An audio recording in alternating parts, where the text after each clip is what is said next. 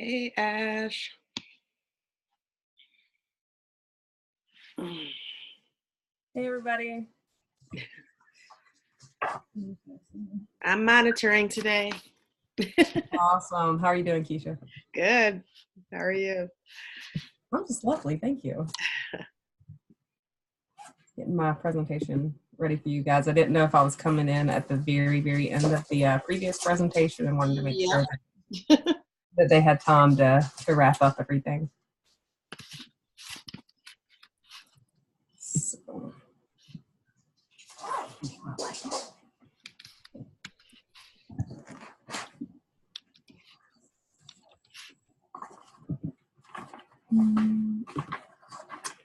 All right.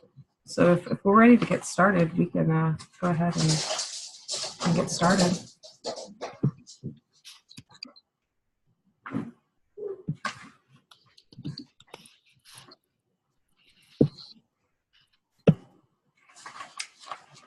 Can everybody see the screen okay? Yeah. Awesome.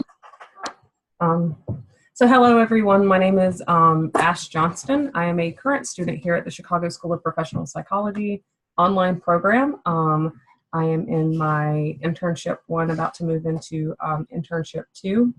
And so today we're going to be presenting on intimate partner violence within the LGBTQ plus population. And how that's a little bit different in its presentation and assessments and screening materials. And I'm going to let my co-presenter introduce herself. I'm Breanna Crowley. I'm a licensed counselor in Florida.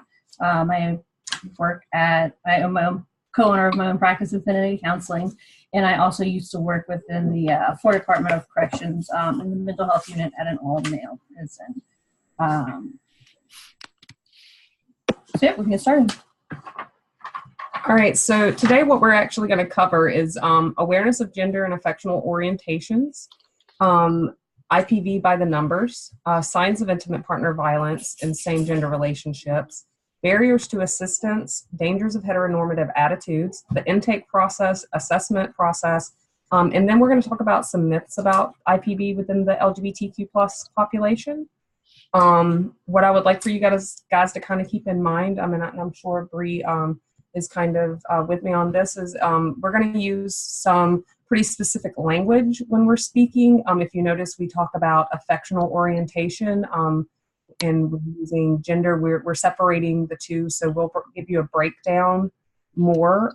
We do not, and throughout the presentation, you will not see language like same-sex relationships. You'll see same gender used, and you won't see a lot of sexual orientation. We'll be using the term affectional orientation as we move through this presentation. And so the first thing we wanted to kind of talk about is there's a difference between what is gender and what is affectional orientation. So gender is a social construct that's used to identify a person based on their expression and roles. Gender in the mainstream of the United States is a binary system, which is male and female. But it's also important to remember as we grow into professional counselors that not all cultures recognize a binary system in male or female.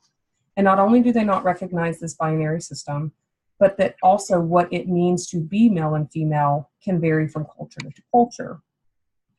And when we talk about affectional orientation, we're talking about the pattern of a person's romantic attraction or the gender of the people a person falls in love with or desires to partner with.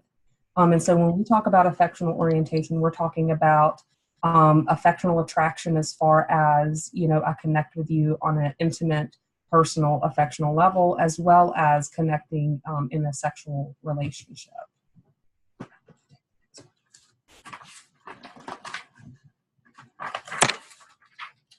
So some different terms that fall under affectional orientation are asexual, bisexual, fag or faggot, gay, straight or heterosexual, homosexual, lesbian, pansexual, queer, and questioning. And to add, this is definitely not an all-inclusive list, and it's always evolving and growing. Words are added, words are taken away. For example, with the word queer, when I was growing up, it was a negative term, and now it's being taken back by the population and being used as a strong and powerful term, and many youth are now using it to identify with. Are there any ones that people aren't familiar with or have some questions on or want some more explanation about?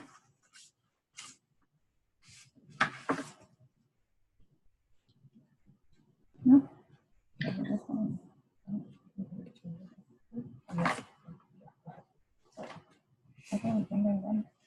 And so now we're talking about gender. And so this is where we start delineating the LGBTQ plus population. We're all lumped together as LGBTQ plus, but if you notice, the last list was more about affectional orientations and how people partner together. These are terms that are how people identify their self. And so some common terms are transgender, which you should remember is an umbrella term that many things fall under, cisgender, androgynous, and then gender-affirming surgery. There's bigender, genderqueer, gender fluid, intersex, pangender, and non-binary. And once again, this is not an all-inclusive list. It's always evolving, and words are being added to and taken out.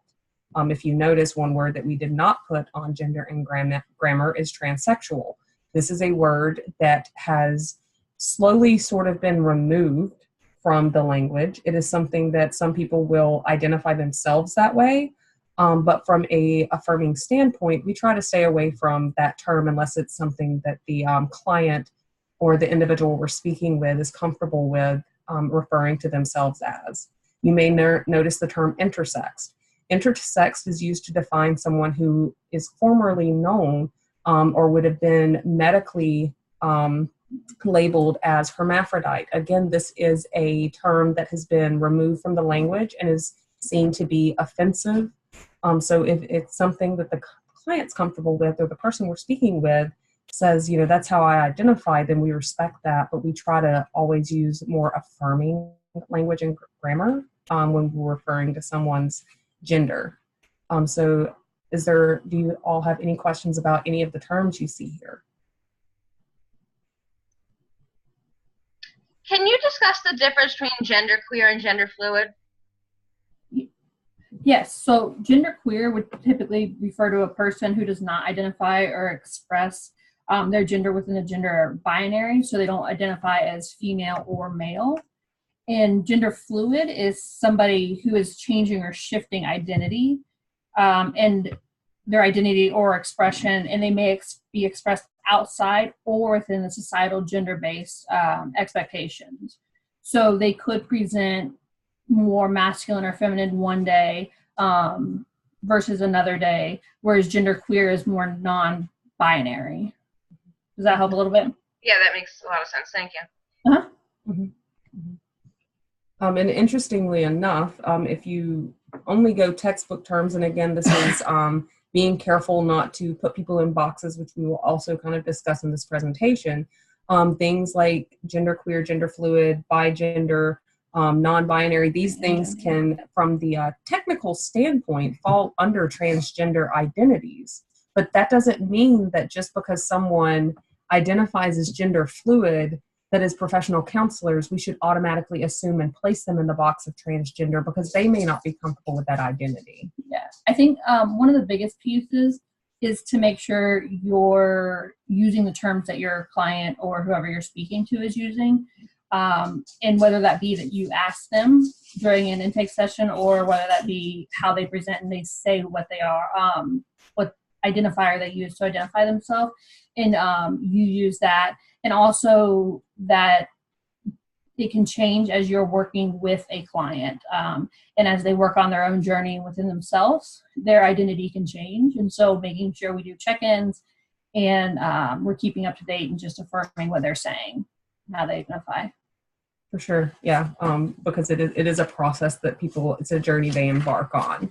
And they'll try out a lot of things with us. And that's something important to remember. So they may try out different names and different pronouns when we're working with them. And so it's respecting where they are and checking in with them to see what that journey is like for them and where they may be that day. So intimate partner violence by the numbers, 61% of bisexual women have experienced IPV. 44% of lesbian women have experienced IPV. 37% of bisexual men have experienced IPV, and 26% of gay men have experienced intimate partner violence. So kind of breaking that down a little more, 30 to 50% of transgender people have experienced intimate partner violence in their lifetime. 31% of trans people have experienced IPV, while 20% of cisgender people experience this type of violence. In 2017, there were at least 28 transgender deaths by violence. And the first transgender murder of 2018 was due to intimate partner violence. It's also thought that nearly half of murders of trans individuals is by partners or dates. And it's really difficult to actually get true data because authorities don't always document these homicides as hate crimes or intimate partner violence. Sometimes it's just could be roommates, and that's how they're going to identify. And whether that be that the individual who is living with the other individual is identifying as their roommate, or the police department is identifying them as not a couple. And so the numbers are actually really hard to get a hold of right now. So these are just the ones that have come forward and have been identified as intimate partner violence. Yeah, and it would be amiss before we move on to highlight for you guys that the rates of violence against transgender individuals is on the rise statistically in 2019. It's not looking any better than it has in 2018 and 2017 from an advocacy standpoint, to kind of keep that in mind as you're working within the community. Yes. And then one more piece also, depending on where a person is within their transition or how they identify, it's important to remember that the homicide or violence that somebody has been a victim to may not fall under the LGBTQ umbrella because of either, like we said, the police department or not. So it's important to remember that.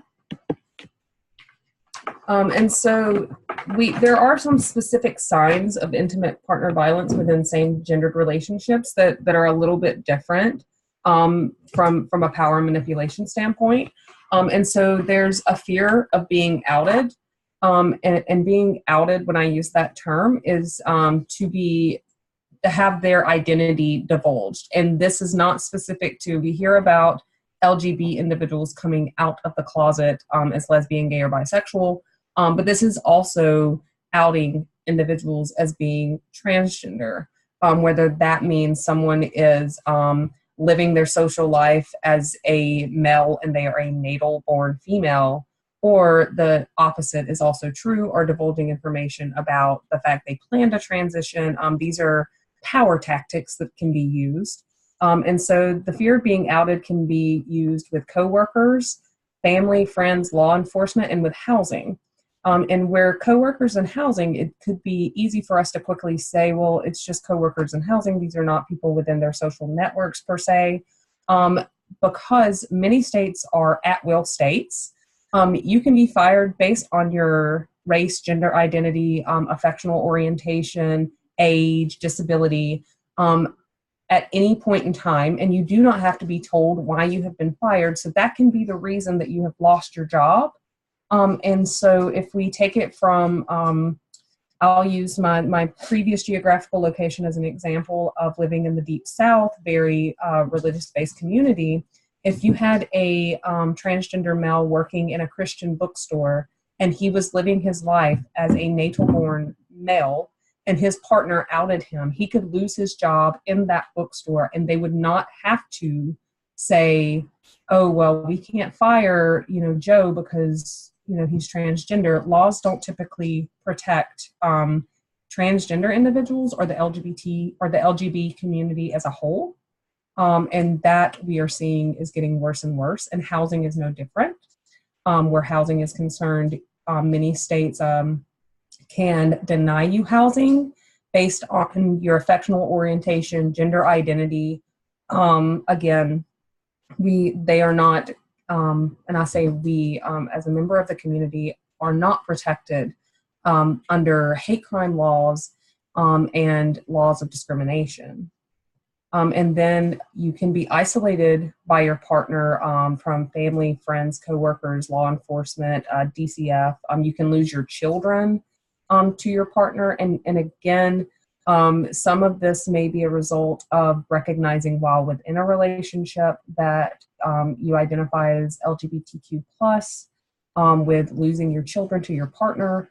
Or it could, again, be an isolation tactic of, your family won't love you, your religious community won't love you when they find out. And so it kind of circles back around to this manipulation of being outed.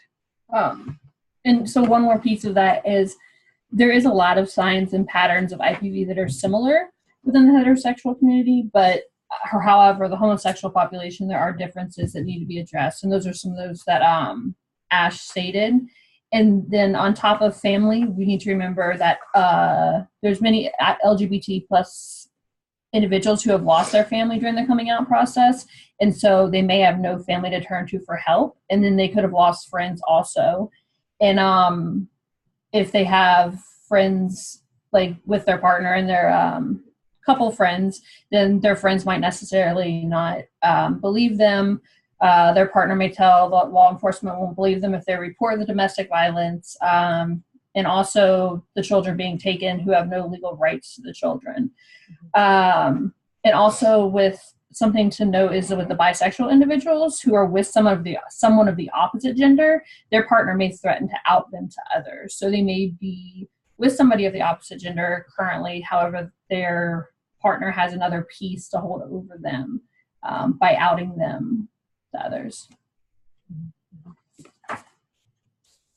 And so here are just some examples of these techniques that can be used by abusers. So the use of internalized homophobia to control. And when we start talking about the use of internalized homophobia, we are kind of like going back to this identity development model of the dated language of the homosexual identity model of development, but that internalized homophobia can be used to control individuals, using their affectional orientation and gender identity as a way to maintain control. And again, this goes back to no one will love you, accept you outside of their current relationship. And possibly one of the most powerful is the denying, shaming, and or challenging of a victim's gender identity expression and or their affectional orientation. So a very common one that we kind of talk about, because there is erasure within the own LGBT community, is bi erasure, which is where people believe that a bisexual individual will eventually choose men or women. And they put the choice in there. But then there's also the, when we think about the DSM-5 and diagnoses that we render, we no longer diagnose individuals who are transgender with an identity disorder. But what does exist are types of dysphoria. And so it can be very emotionally abusive for a partner of an individual who's transitioning to make statements like, you don't pass as a man, you're not really a man, you're not really a woman, look at you, you have to stuff your bra, you're not, and to constantly reiterate this is a way that they maintain the control of, I see you have to put on, your fakeness every day, and look, I love you. And it's a manipulation tactic, and it's a very powerful one that to people that do not have to experience what it is to be erased as a bisexual individual, or to have someone perpetrate or to play into your dysphoria, may not recognize as being quite as powerful. So I think I'm frozen. Uh-oh. Okay, there we go. Sorry, guys. Oh, no, wait. And so Okay. we were we pulled a power and control wheel, And so this is a power control wheel that is designed for the LGBTQ plus community. And you'll see on here, and if you would like a copy of this, please put your emails in the chat box. We would be glad to share it with you guys. But we can talk about, using economic abuse. Again, this goes back to discriminations that are already in place for individuals who are LGBTQ plus, using your privilege, using children, denying, minimizing, and blaming. That goes back to the erasure and someone not being enough of a gender, using isolation, the emotional abuse, and then just the intimidation that can go on, and specifically reinforcing homophobic, biphobic, transphobic control.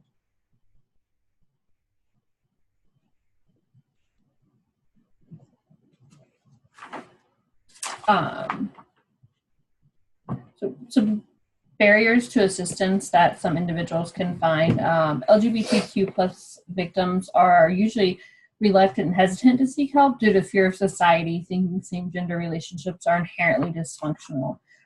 So we always hear negative terms. We don't always hear. We very often hear negative terms related to affectional relationships and same-gender relationships. And so having victims, perpetrators say, well, either nobody's going to believe you, and then also thinking within inside yourself, well, I'm just another person who is continuing this stereotype on saying that same-gender relationships are dysfunctional. And so that can be a barrier to some individuals of not wanting to, and for fear that the LGBTQ plus community will also react negatively to them and that they could lose friends because they're continuing that stereotype. Transgender, non-binary, so this includes all persons who don't identify by society's binary views, which is all completely societally set. They may be hesitant to seek help due to fear of being turned away from shelters and available housing. For example, just because we're in Florida, there are very little, I want to say less than 5 maybe in the whole state that are actually have space for transgender or non-binary individuals. And a lot of times when individuals go to shelters, depending on where they are in their transition, then they will be housed in a certain area, and that can be uncomfortable. So if someone has not had gender markers or name change, but let's say they've had top surgery, because in Florida you can do that first, then they would be put in if they were male to female, then they would be housed with males. And that could be possibly a scary and also a threatening and violent environment for them to be in. And so, and the shelter is just turning them away. And housing, since there is no protection for housing, it makes it even harder to get into temporary housing. And then authorities lack information on same-sex relationships. So a lot of times officers will show up and just think it's a dispute between roommates or friends. And so it won't even be marked down as a domestic violence case. And so the authorities have to go out again. It's not marked down as a domestic violence case. And so red flags aren't being raised. Not just police officers, I should say. Medical professionals also are unaware. And then also the Violence Against Women Act, which is designated to help support survivors of IPV, sexual assault, and stalking, contains provisions prohibiting discrimination against LGBT people.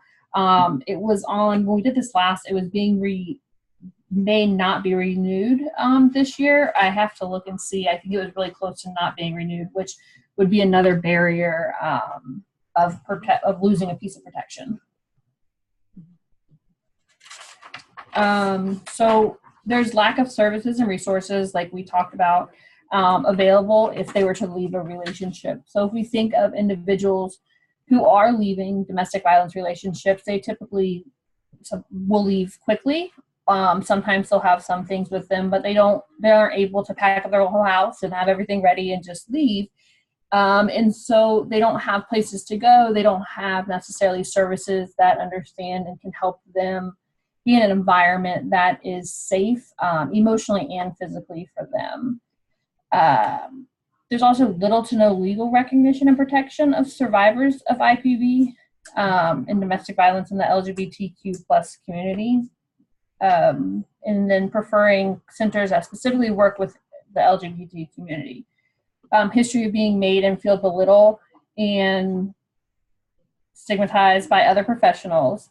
And it's important to remember that many of these individuals may have already experienced stigmatization from the medical profession and law enforcement and counselors.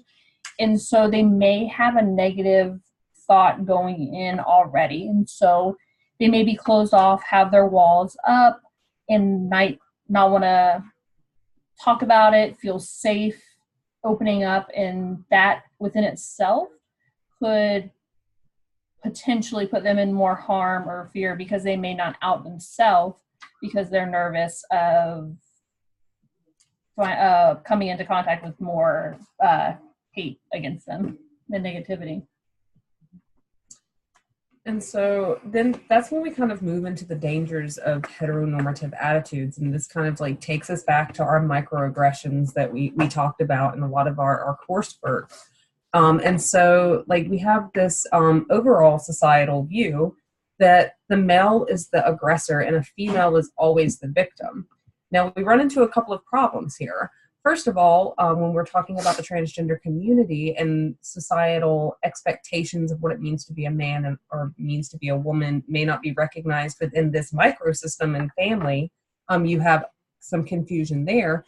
And it also leads to the assumption and almost the okayness, to make up my own word, that it is completely, out of the realm of possibility for a male to be the survivor of domestic violence if a woman is the one perpetrating against him. Research mostly focuses on heterosexual couples, and Bree can speak to this as far as our own research, just trying to pull inclusive assessment and screening materials that not only did they focus on heterosexual couples, but we were reinforcing the societal view that males are the aggressors and females are the victims. And we went through 72 pages of screening assessments, and that's just the assessments and not the scoring sheets, and found one that was specific for males, and we found, I think it was 3 that could be used either way. So from a professional standpoint, an advocacy standpoint, this is huge, because in our professional careers, we will be in contact with survivors of intimate partner violence, and having the appropriate screening and assessment materials is invaluable. And yeah, we'll go over those a bit more. And then the non-gender or gender neutral language, and then just heteronormative biases and or assumptions, and that kind of takes us back to the men being the aggressors. And so and this may place people in danger. For example, there was a shelter that had a woman show up, and she was seeking shelter from an abusive relationship. After being in this shelter for a couple of weeks, her female partner was also allowed into the shelter because they didn't ask the appropriate questions about her gender identity and sexual orientation, and she was reassaulted in the domestic violence shelter. And I'm sure all of you have heard of good old Jeffrey Dahmer, because let's face it, who hasn't? And he actually had one of his youngest male victims escape, disoriented, got to 2 police officers, and when Jeffrey Dahmer approached the officers, he told the officers that it was just a lover's quarrel. Like, it's just, guys being guys, we're just having a little incident here. And so if we take a moment to think to ourselves, if a woman presents to 2 police officers and she is disoriented and afraid of a man, how this would be perceived is not, oh, well, come on, buddy, because the officers walked him back to Jeffrey Dahmer's home where he was later murdered. And so those are things to kind of keep in mind, and like the true physical danger that our attitudes could put people in. Like Ash mentioned before, a lot of the research is focusing on cis females as victims and not generalizable to cis males or members of the LGBTQ plus community, which we saw a little bit of when we first started talking about IPV within the numbers. And so we see this research that's focusing on cis females. However, we also see these numbers of 30 to 50% of transgender people experiencing IPV within their life. And that's not, like we said, probably the full number. It's if I was to guess, it's probably higher than that.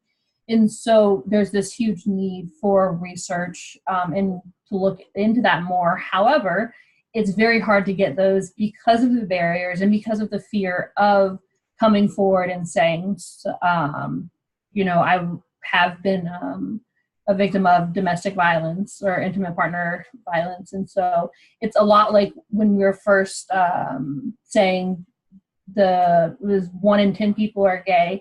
And then research shows that's really just 1 in 10 people who are willing to come forward and say that they identify as LGBTQ. So as time goes on and we have more advocates, then hopefully we can see more true numbers and be able to really help other individuals more. And then, so advocates for victims of domestic violence may mistakenly share information with others that marginalize men and or those in the LGBTQ plus community. So without even realizing it, these advocates may think they're helping, and then they may mistakenly share information.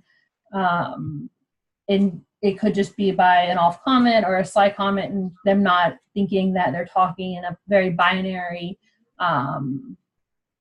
context. Mm-hmm. And so next we're going to talk about the intake process and some things that are a little bit more preferred.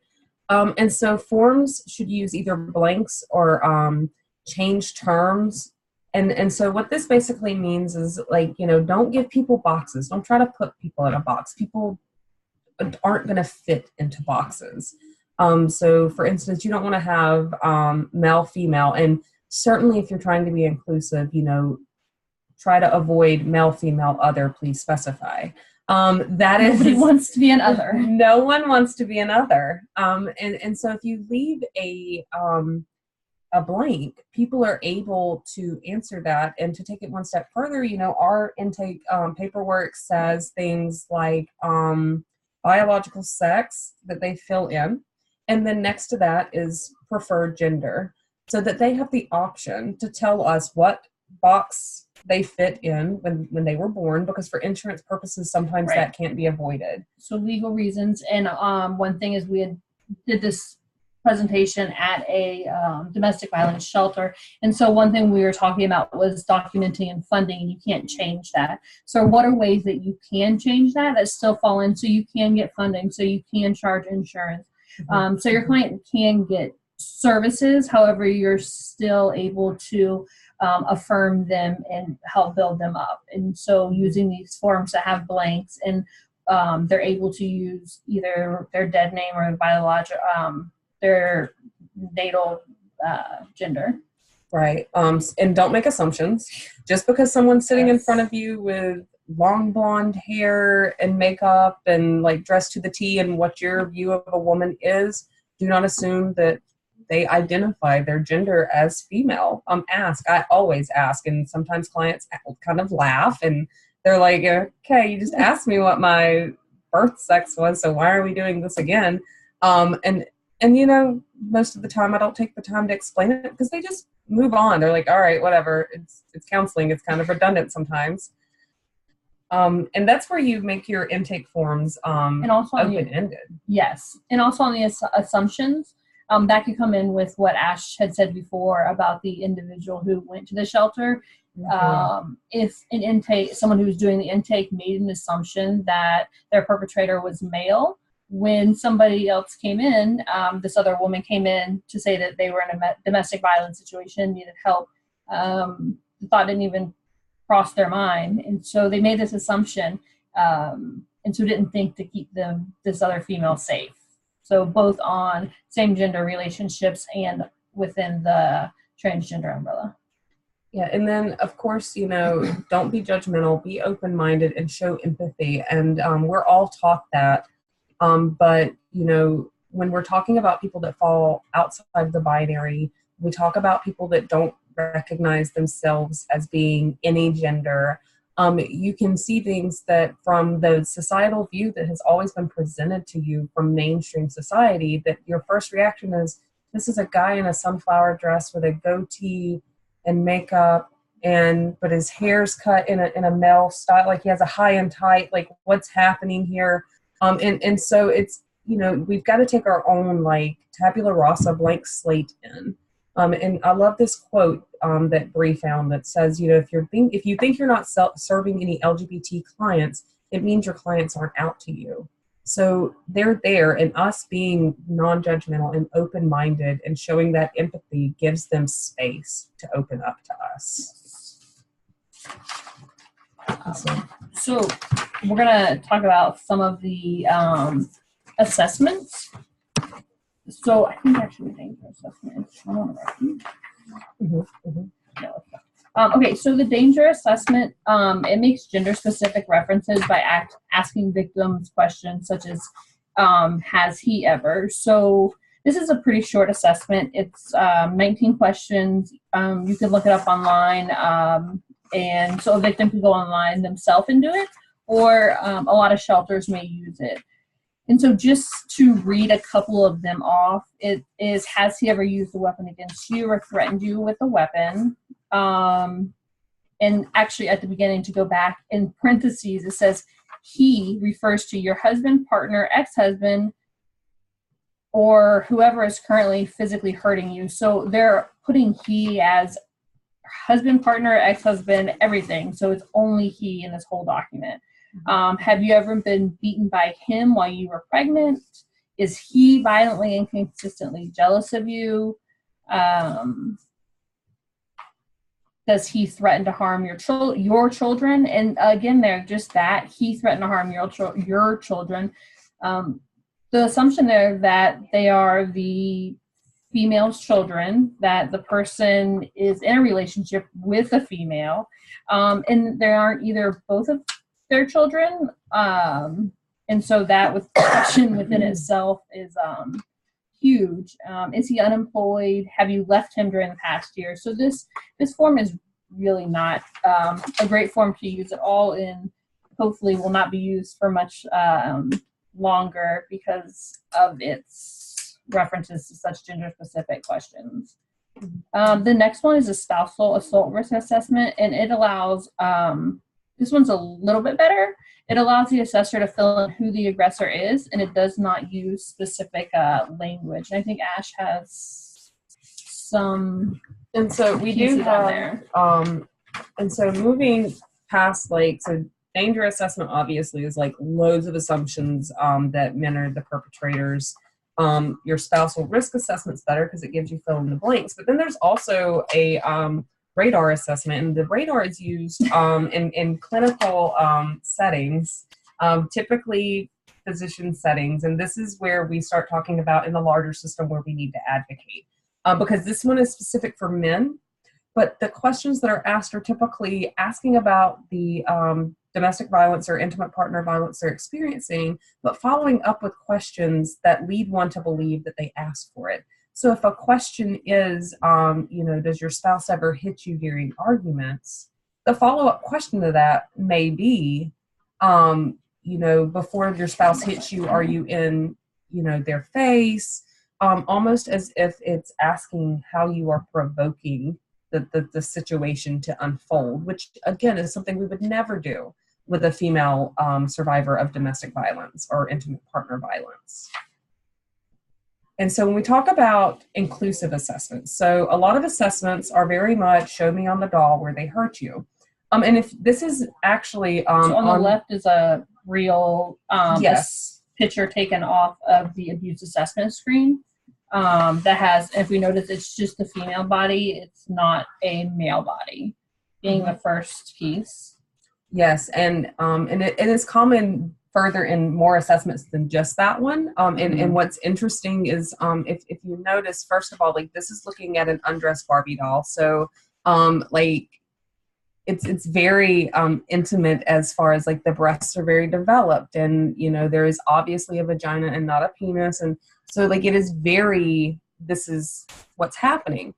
or this is the female anatomy. And not everyone who identifies as female looks like that. You know, certainly even if you're natally born a female, you may be looking at this and thinking to yourself, well, I didn't look like that this morning before my shower, but okay, you know, I feel worse about myself now. But if you look at the individual on the right of your screen, it's almost like the gingerbread person.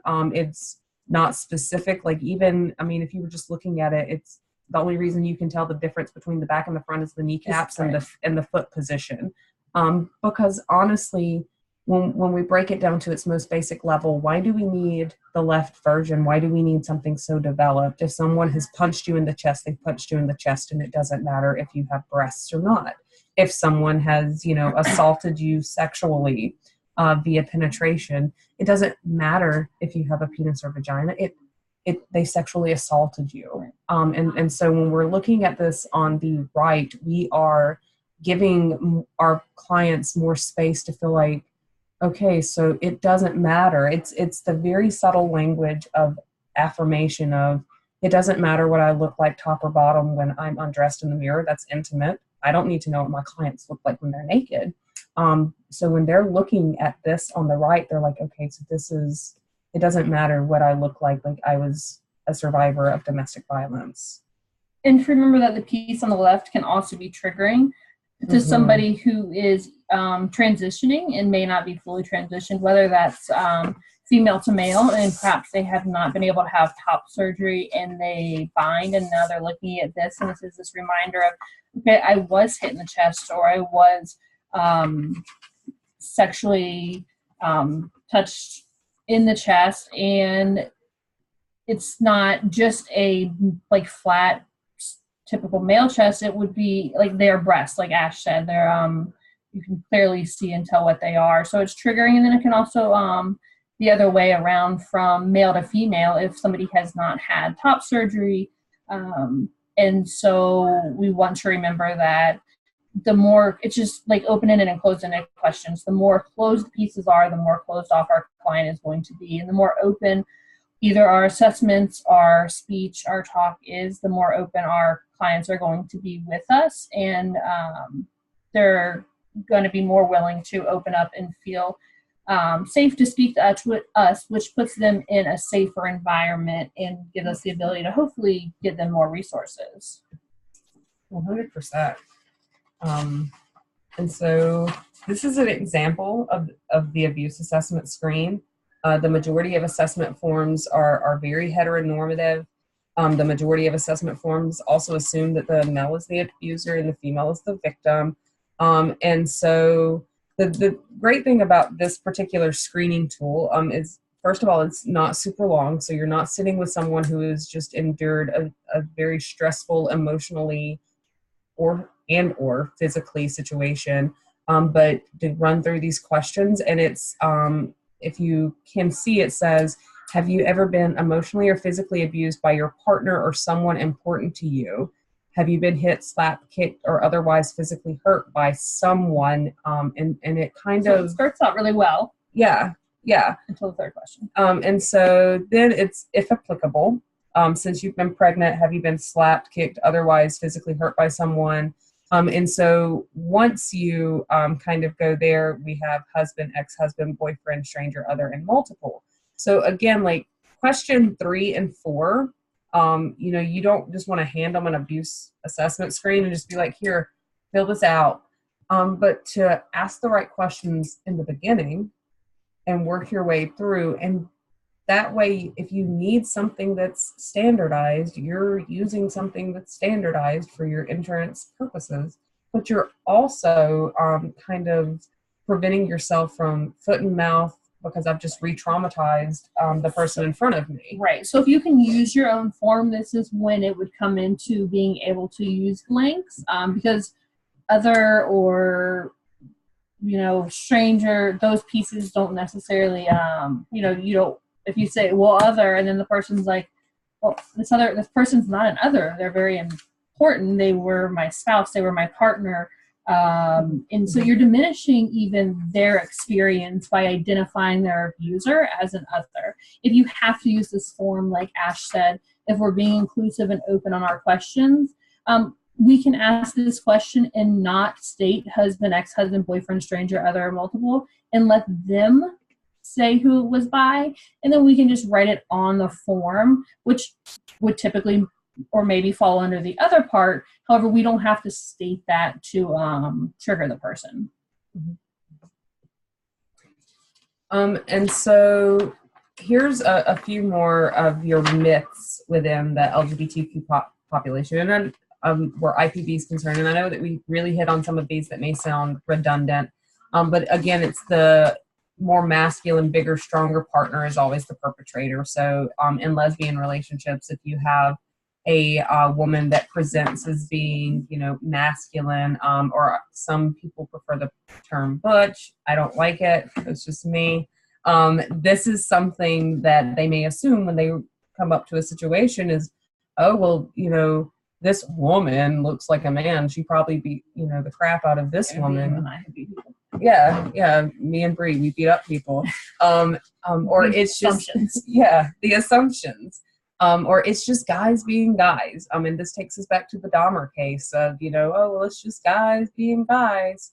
And then when we talk about intimate partner violence, where it occurs the most is with gay men and lesbians who hang out in bars, are poor, and are people of color. And so, that's just simply not true. Sure, when you're in a bar, there's alcohol, there may be drugs and things like of that nature, but that faulty assumption can lead to barriers to assistance.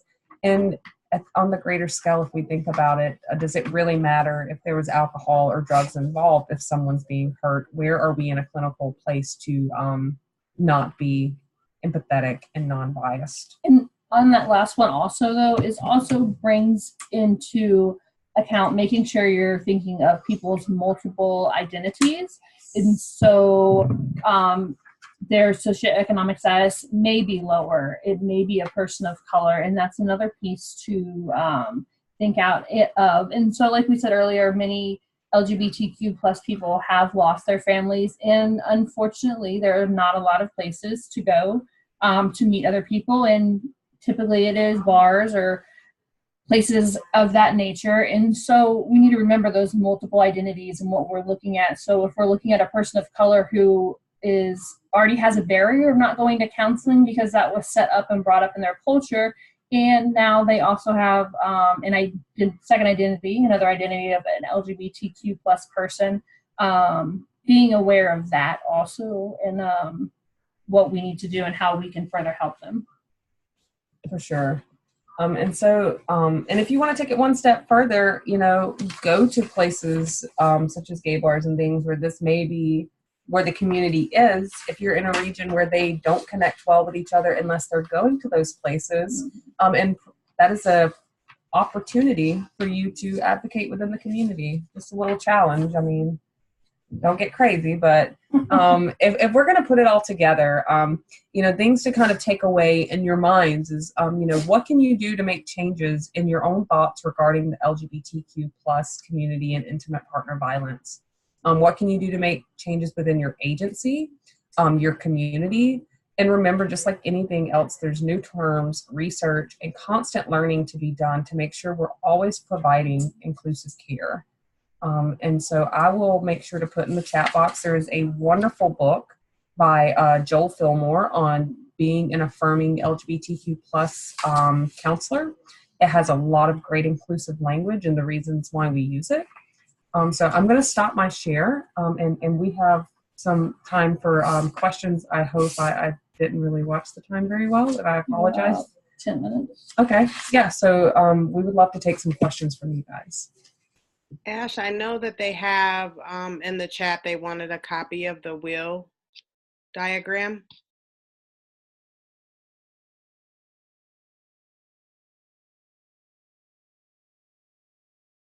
But you're muted now, so if you're talking. Sorry, I was typing and I didn't want to be Oh. I didn't want to be tapping on folks,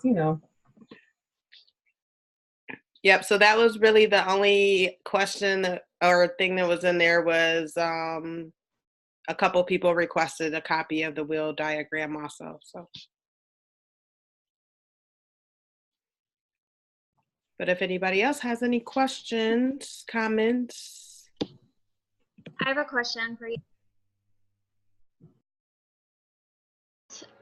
Like the assessments and everything. So I was thinking upon my agency, where with our intake assessment, we have just male and female on there, and we're Medicaid. So for insurance purposes, we have to respond with male or female for billing and reimbursement. However, I'm just wondering what you guys would, I guess, guidance on. Can you hear me? Yeah, like it's highlighting under you yellow, Curtis. Like we can tell you're talking, but it's not saying anything. Mommy, I can hear you fine. can you hear me? Ash, you just keep muting. I don't know why you keep muting, but That's weird. Okay, well, I guess I'm not gonna ask my question. That was prisoner error. We're good. Sorry, I turned my volume down oh, yeah. because I'm a professional. Gosh, Ash. All right. All right. So you guys can hear me then, okay. So my question was pretty much just, what would you say would be the best route to go in a session, like especially during intake, if there is not any other, like what I was saying with ours, it just has male and female on there because we're Medicaid. And so what would be the best approach to a client when you're asking about their gender preferences or trying to get that information, just to be inclusive and to be a little bit more affirming in that aspect? So typically what I would do when I worked in places where we had to use specific forms like that, and we had to, if I had the time, and I would try to make it, was to speak to the client beforehand and talk to them about their gender, how they identify, what name they go by, what pronouns they go by, and then explain to them that unfortunately due to certain insurance forms, certain policies right now that hopefully we can get changed, there are some questions that we're going to have to go over that could be triggering. And if they are, we can talk about it. And that there may be times when we have to use your dead name.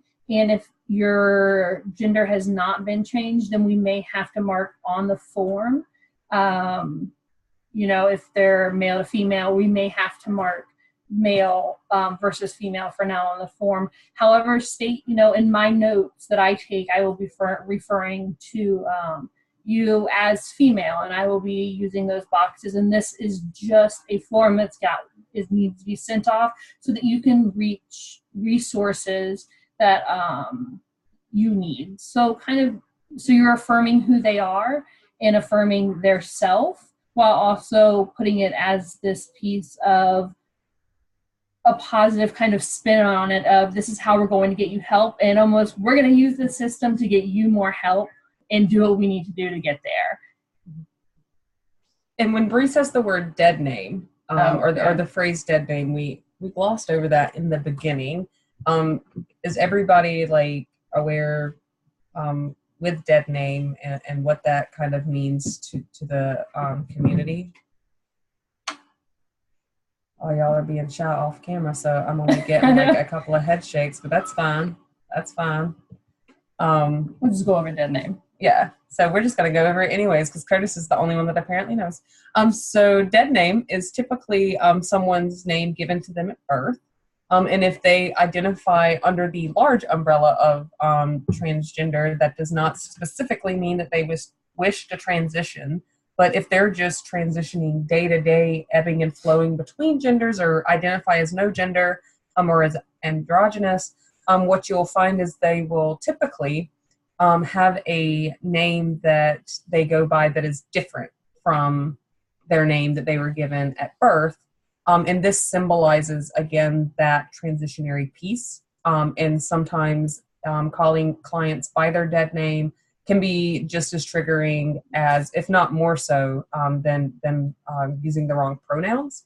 So it's really important If I have a client that reaches out to me and they are LGBTQ plus, and I don't even know where they fall within the spectrum, I don't use their name. I usually don't use. Yeah, I don't use their name, or if it's I'll. On the email. Yeah, if it's on the email, I'll call them. I'll tell them who I am, and then I'll ask them, what name do you prefer me to call you, and let them tell me, and then I will ask them.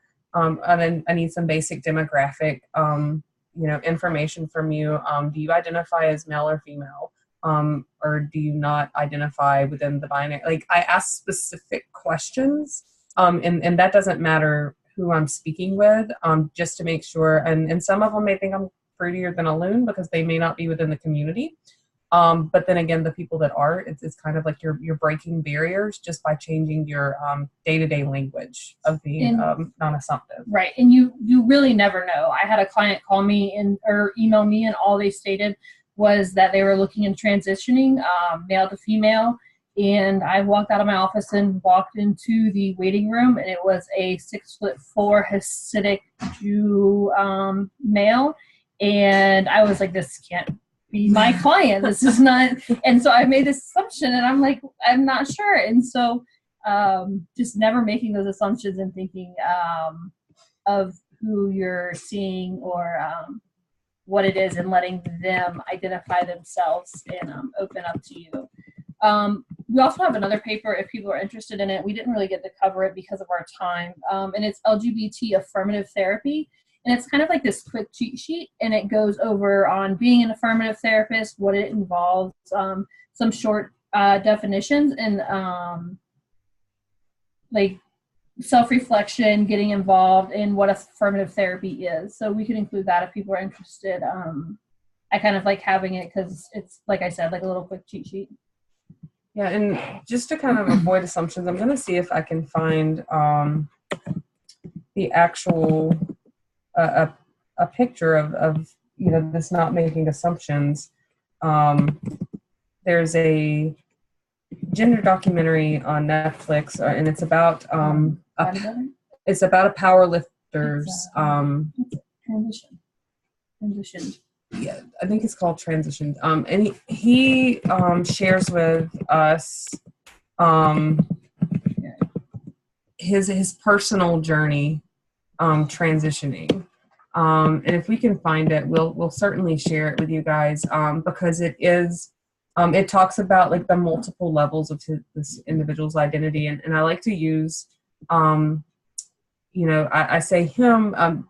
They fluctuate back and forth day to day with their identity, even though they identify as transgender. And so at times they are more she, her. And other times you may find that they are more he, him. And then other times they may just kind of fall they, them and not really be. Yeah, so I'm going to share the, I found, I believe, some photographs of him. We have one on her on the phone. So I'll let Bree share the actual photograph and see if you guys can. Okay, so this is, I think that was them anyway. Yeah, that's them. Yeah. Okay, so this was pre-transition, before they were out at all, bodybuilding. And they're still doing bodybuilding, and this is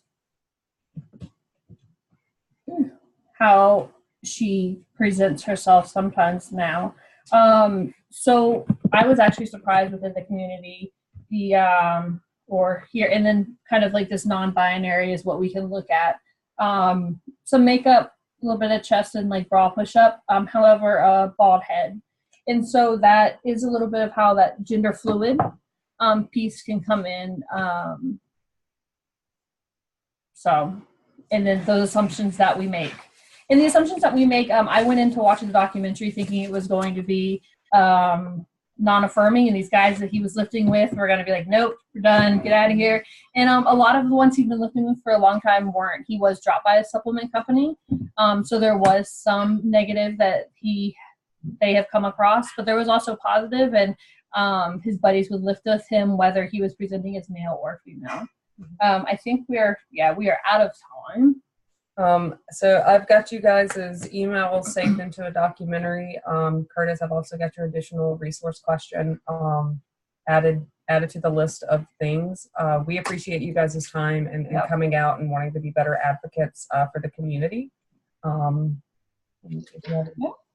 Same thing. Thank you guys for coming in. I hope you learned something new things. Yes. Thank you guys. Thank you. Thanks, guys. Yeah.